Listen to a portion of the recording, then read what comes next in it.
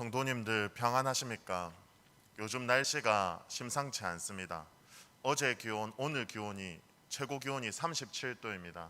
아마 이 예배가 마치고 밖으로 나가신다면은 조금만 걸어도 등 뒤에 땀이 줄줄 흐르는 것을 경험할 수 있을 것 같습니다. 이번뿐만 아니라 제 기억에는 2017년 여름도 무척 더웠습니다. 몇 년 지났기 때문에 좀 잘 기억 못 하실 수 있는데, 그때 여름을 지나고 신학교 다닐 때이기 때문에 학교를 갔습니다. 제 첫 수업에서 교수님이 이렇게 말했습니다. 너무 더워서 공부를 못 하겠다. 저뿐만 아니라 교수님까지도 공부하기 힘들 정도의 그런 더위였습니다. 이렇게 더운 날을 폭염이라고 합니다. 아마 앞으로 남아있는 여름 동안에는 이런 폭염이 얼마나 더 많을지 모르겠습니다. 또한 작년 여름을 생각하면 정반대입니다. 작년 여름에는 아주 긴 기간 동안 비가 내렸습니다. 이를 장마라고 하는데 무려 96일이었습니다. 3개월 내내 비가 오고 안 오고를 반복했습니다. 작년 한강변에는 전혀 3개월 이상 이용하지 못했습니다. 비가 너무 많이 왔기 때문입니다. 그리고 전국 곳곳에서도 강 가까운 마을에서는 물난리가 났습니다. 왜 기후가 이렇게 바뀌었을까요? 어떤 여름은 무척 덥고 또 어떤 여름은 장마로 우리를 괴롭게 합니다. 어떤 사람들은 우리의 식습관 때문이다, 우리의 먹는 것 때문에 이렇게 기후가 바뀌었다고 말합니다. 인류는 어느새부턴가 육식을 시작했습니다. 그리고 아주 많은 육식을 섭취하기 시작했습니다. 이 인류의 육식을 감당하기 위해서 대량 사육도 시작됐습니다. 그 많은 가축 중에서 소가 문제가 됩니다. 소가 왜 이렇게 생각할 성도님들이 있는 줄 알고 있습니다. 하지만 이 소가 풀을 먹고 소화하는 과정에서 트림도 배출하고 방구도 배출하게 됩니다. 그다음에 이 배출하는 가스 속에 메탄가스라는 것이 들어 있습니다. 하루에 소가 배출하는 가스의 양이 600리터입니다. 어느 정도인지 잘 모르실 테니까 비교하자면은 소형차 한 대가 1년 동안 배출하는 메탄가스의 양이 600리터입니다. 그래서 비교해 보자면은 소 한 마리와 소형차 365대가 똑같은 비율입니다. 이 메탄가스가 지구상에 이제 떠다니게 되면서 온실가스를 유발하게 되고, 온실가스로 지구는 점점 더 열을 방출을 못하기 때문에 점점 더 뜨거워지고 있는 것입니다. 물론 꼭 소 때문만은 아닙니다. 우리가 사용하는 자가용, 그리고 우리가 사용하는 전기기구, 이런 것들을 통하여서 점점 더 지구는 뜨거워지고 있습니다. 1975년부터 연간 0.1도에서 0.2도씩 매년마다 지구의 온도가 증가하고 있습니다. 생각에는 0.1도면은 아무렇지 않지 않을까 이렇게 생각되지만, 이것이 10년, 20년 지나다 보면은 1도, 2도씩 높아집니다. 1도, 2도 전 세계, 전 지구의 온도가 높아진다는 것은 아주 큰 기후의 변화를 초래합니다. 우리나라에서 예측하지 못했던 열대 기후가 발생할 수도 있습니다. 우리나라는 사계절이 뚜렷한 나라지 않습니까? 봄, 여름, 가을, 겨울. 하지만은 조금 지나면은 건기와 우기로 나뉠 수 있습니다. 비가 오지 않는 때와 비가 오는 때, 완전히 열대 기후로 바뀌게 되는 것이죠. 전 세계는 모여서 협약을 맺었습니다. 파리 기후 협약입니다. 한 나라만의 문제가 아니라 전 세계적으로 함께 나라들이 힘을 합쳐서 이 지구의 온난화를 막아야 된다라는 협약인 것입니다. 하지만 환경 전문가들은 이러한 전망을 어둡게 보고 있습니다. 언젠가는 이 지구가 더 뜨거워질 것이고, 그리고 이번엔 37도지만은 내년에는 더 뜨거운 여름을 맞이할지도 모르겠습니다. 그리고 언젠가는 지구상의 빙하들이 녹아서 우리가 알만한 몇몇 나라들은 이 태평양 가운데 잠길 수도 있을지 모르겠습니다. 또한 우리들은 동물들에게도 직접 공격을 가합니다. 영상을 하나 볼 텐데, 우리가 무심코 버리거나 아무렇지도 않게 생각한 것들이 동물들을 얼마나 괴롭히는지 보여주는 영상입니다. 코에 긴 빨대가 꽂혀서 죽은 거북이, 그리고 그물에서 벗어나지 못한 거북이, 20kg이 넘는 비닐을 먹고 죽은 고래에 대한 영상입니다. 영상을 한번 보도록 하겠습니다.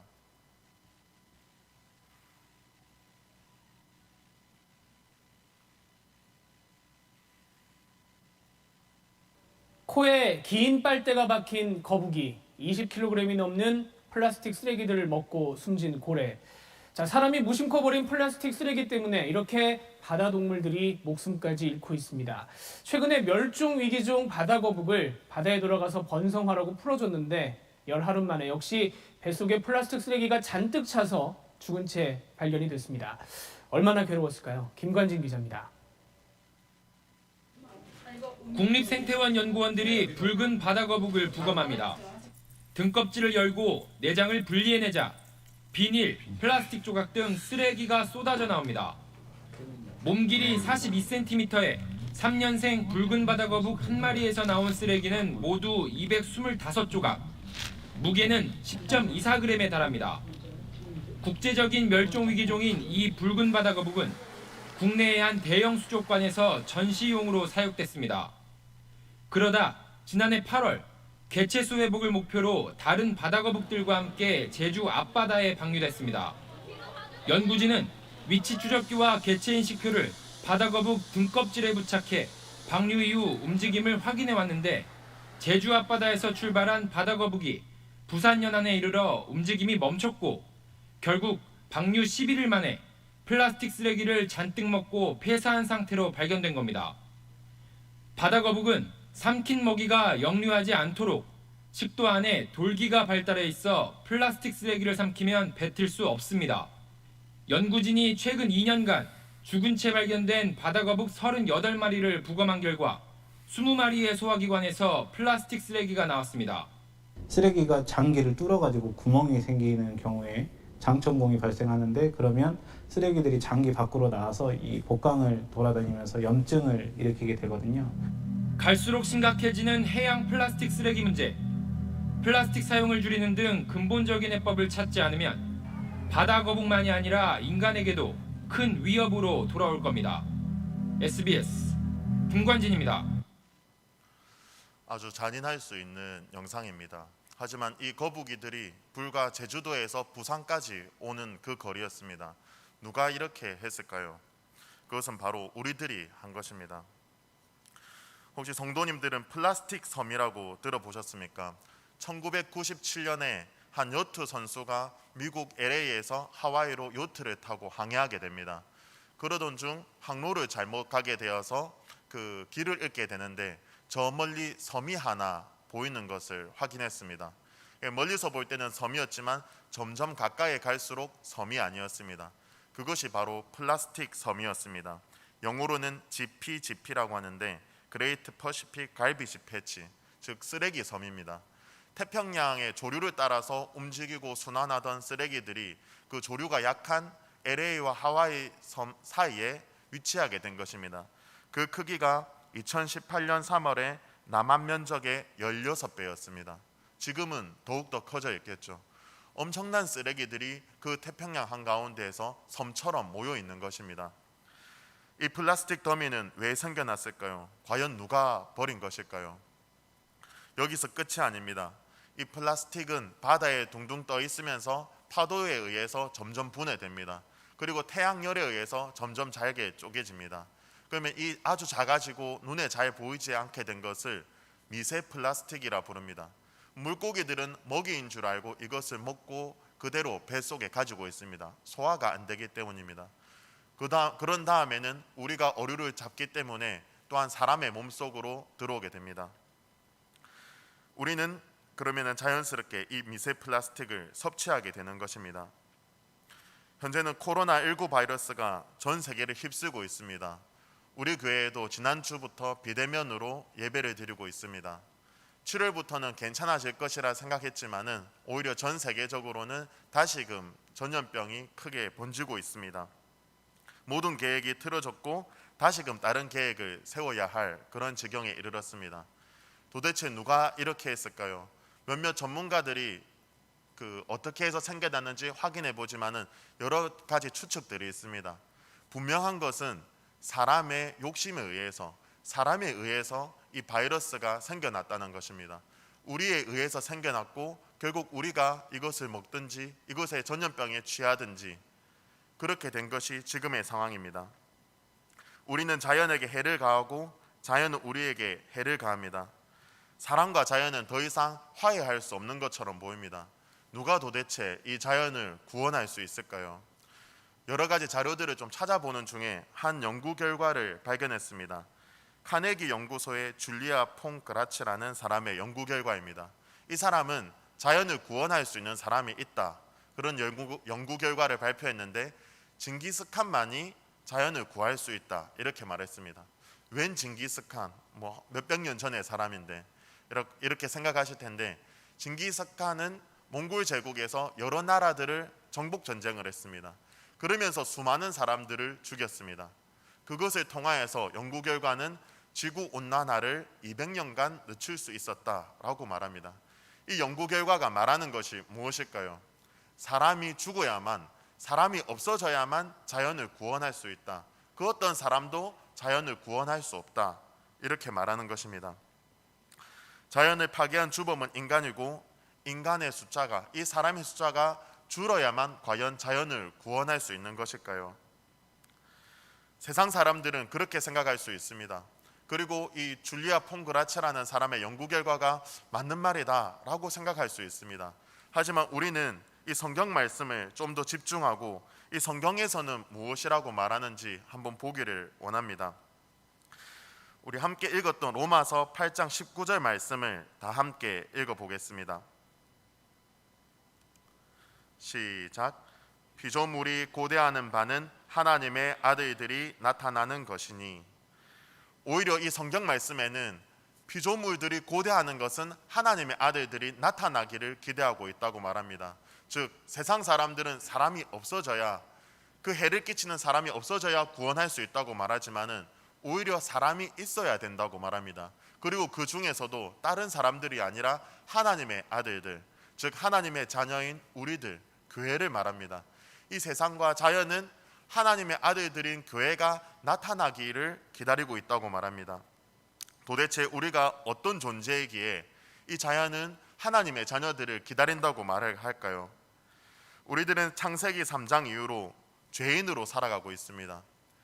이 성경을 펼쳐보면은 첫 2장을 제외하고 마지막 2장을 제외하고는 전부 다 죄인의 모습입니다. 첫 2장은 죄를 짓기 이전, 마지막 2장은 우리가 영화롭게 되었을 때. 그래서 제일 첫 2장을 보게 되면은 사람의 본래의 모습, 본래의 위치가 어떠했는지 잘 알 수 있습니다. 하나님께서는 사람을 창조하면서 이 사람을 자연을 다스리도록 창조했습니다. 창세기 1장 26절 9절을 함께 읽어보도록 하겠습니다. 창세기 1장 26절입니다. 시작. 하나님이 이르시되 우리의 형상을 따라 우리의 모양대로 우리가 사람을 만들고 그들로 바다의 물고기와 하늘의 새와 가축과 온 땅과 땅에 기는 모든 것을 다스리게 하자 하시고, 이 삼위 하나님께서 의견을 나눕니다. 우리가 함께 사람을 만들자. 근데 이 사람은 우리의 형상을 따라서 만들어야 된다. 우리의 모습을 따라야 한다. 그 형상이 무엇일까요? 바로 하나님만이 가지고 있는 고유의 권한인 다스림입니다. 이 전 세계, 온 세상, 온 우주는 하나님만이 다스릴 수 있지만 그 권한을 사람에게 주신 것입니다. 그래서 사람은 하나님의 대리 통치자로서 이 모든 자연을 다스릴 수 있도록 만들어 주셨습니다. 그래서 창세기 1장 28절에 하나님은 이렇게 말씀합니다. 하나님이 그들에게 복을 주시며 하나님이 그들에게 이르시되 생육하고 번성하여 땅에 충만하라.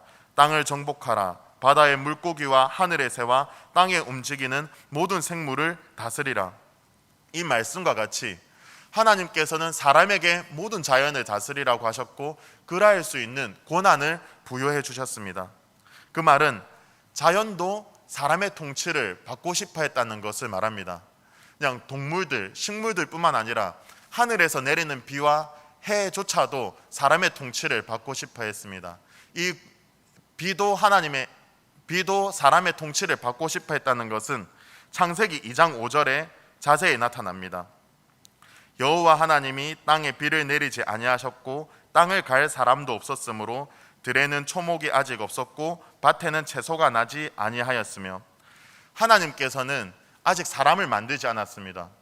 하나님께서 사람을 만들지 않았기 때문에 비도 내리지 않았다고 말합니다. 왜냐하면 사람이 없으면 이 비로 인해서 얻을 수 있는 것, 땅을 갈 사람도 없고 그 열매가 나왔을 때 그 열매를 먹을 수 있는 사람도 없기 때문입니다.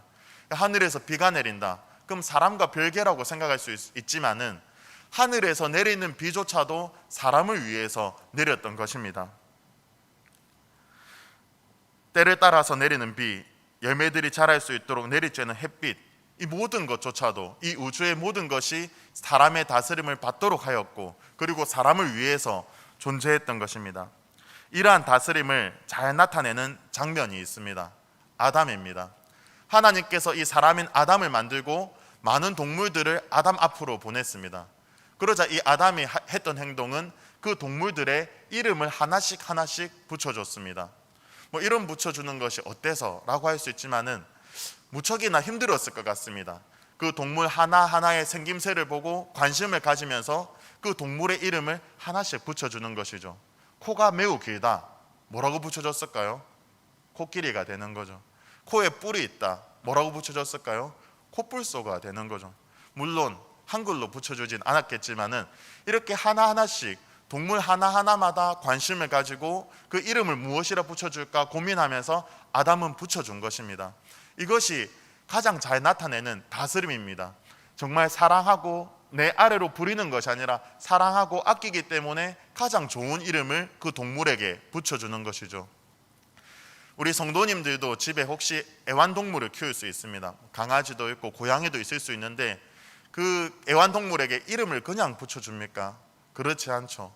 가장 그 동물을 사랑하는 이름으로 그 동물을 잘 나타내는 특징으로서 그 이름을 붙여주는 것입니다.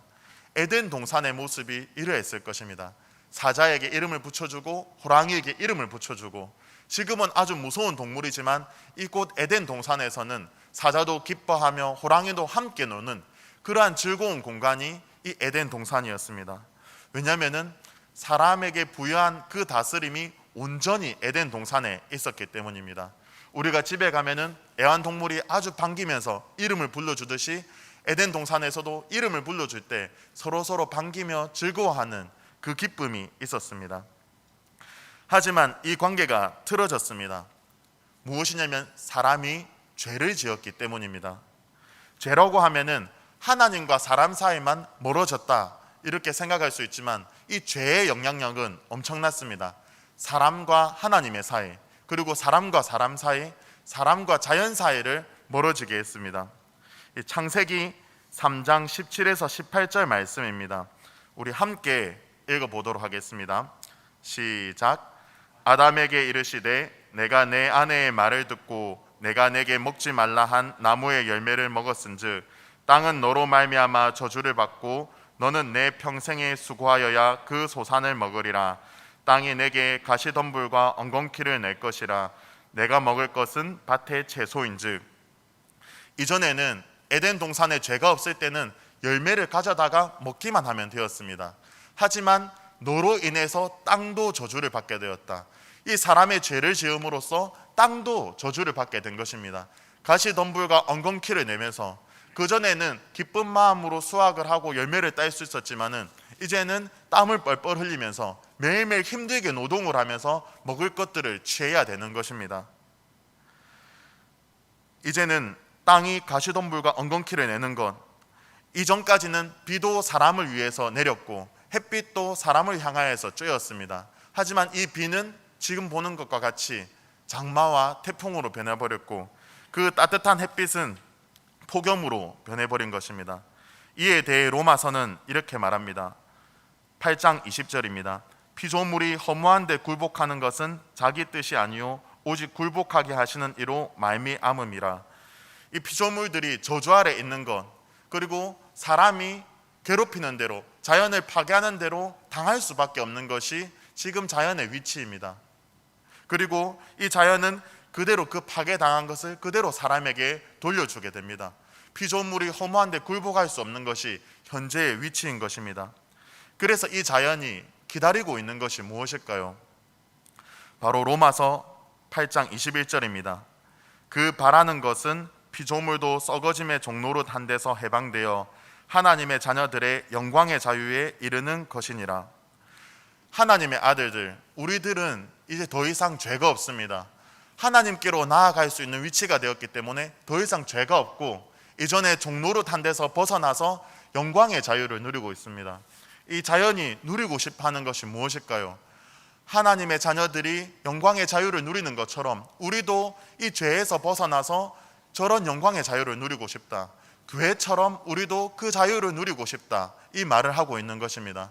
그래서 보이지 않는 자연들, 말을 걸어도 대답이 없겠지만은 그 동물들, 식물들, 내리는 비들도 이렇게 우리에게 아우성치고 있는 것입니다. 하나님의 자녀들이요, 우리를 구해주세요. 우리를 살려주세요. 하나님의 자녀들이 나타나서 우리를 구원해 주세요. 이렇게 외치고 있는 것입니다. 자연은 스스로 자신을 구원하지 못합니다. 우리도 우리 스스로 구원하지 못하죠.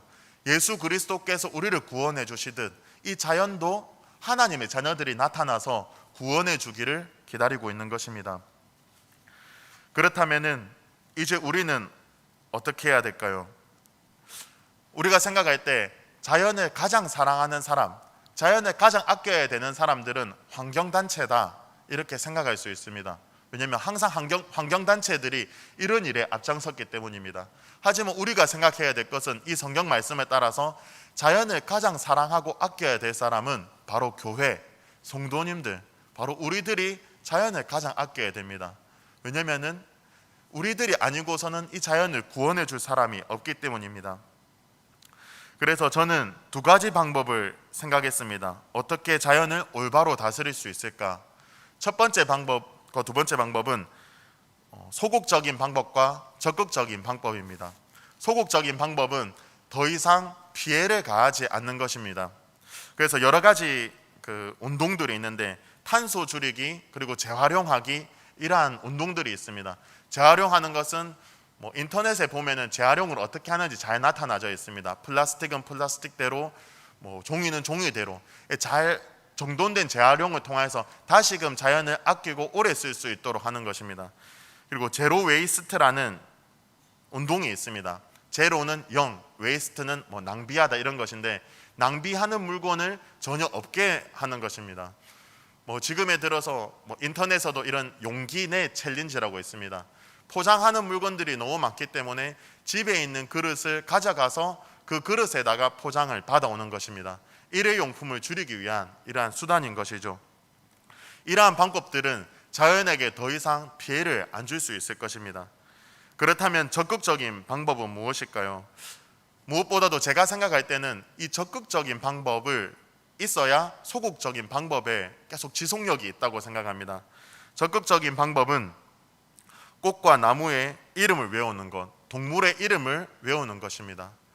생뚱맞을 수 있는데 이것이 왜 중요할까라고 생각한다면은 그 에덴 동산에서 아담이 이름을 붙여줄 때 그 이름을 붙여준다는 것은 아주 의미 있는 행동입니다. 그 꽃을 아주 사랑하고 관심이 있기에 이 꽃의 이름을 물어보고 이 꽃을 어떻게 살아가는지, 어떻게 자라나는지, 언제 꽃피는지 하나하나씩 알아가는 것입니다.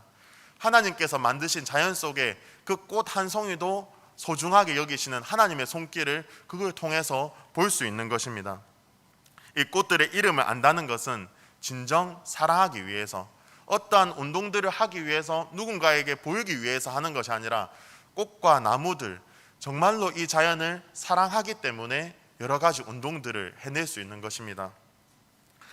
마지막 성경 구절을 하나 보고 마치려고 합니다. 로마서 1장 20절입니다. 창세로부터 그의 보이지 아니하는 것들 곧 그의 영원하신 능력과 신성이 그가 만드신 만물에 분명히 보여 알려졌나니 그러므로 그들이 핑계하지 못할지니라. 바울은 똑같은 로마서 말씀 1장에 자연에 대해서 말하고 있습니다. 하나님의 신성과 능력이 그 만물에 분명히 보여서 알려졌다고 말하고 있습니다. 제가 생각할 때 2000년 전에 바울이 살던 시대는 자연 환경이 별로 파괴되지 않았을 것이라 생각됩니다.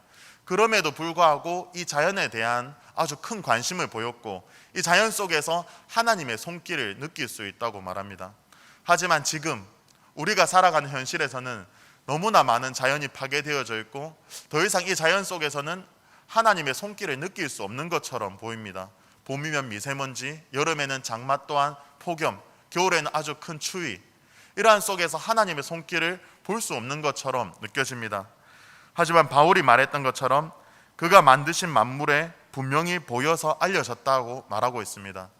우리들이 아주 바쁜 일상을 살아가지만은 잠시 멈춰서서 할 것은 지나가는 꽃들이 어떻게 자라고 있는지, 이 나무들이 어떻게 열매를 맺는지, 이 무더운 여름 폭염 속에서 우리는 그늘 속에서 쉬기를 원하는데 여전히 열매들은 땡볕에서 내리쬐는 햇빛을 그대로 받으면서 왜 가을이 되면 우리들에게 열매를 주는지, 그 하나하나 하나님의 손길을 보면서 하나님이 어떤 분이신지, 그리고 하나님께서 이 자연을 얼마나 사랑하고 있는지 우리는 알 수 있는 것입니다. 그러므로 우리도 이 하나님의 자연 안에서 하나님의 사랑을 느끼고 또한 자연을 구원하는 우리 성도님들이 되시길 바랍니다. 기도하겠습니다. 하나님 아버지, 피조물들은 여전히 죄의 영향력 아래에 있습니다. 우리들은 피조물들의 아우성을 매일매일 듣습니다. 폭염과 장마 그리고 거센 추위, 이들을 통하여서 여전히 피조물들이 아우성치는 소리를 듣고 있습니다. 성령님께서 우리에게 자연을 사랑하는 마음을 주시고 우리들의 행동과 모습 그리고 그들의 이름을 아는 것을 통하여서 이 자연을 구원할 수 있도록 하옵소서. 예수님의 이름으로 기도드립니다. 아멘.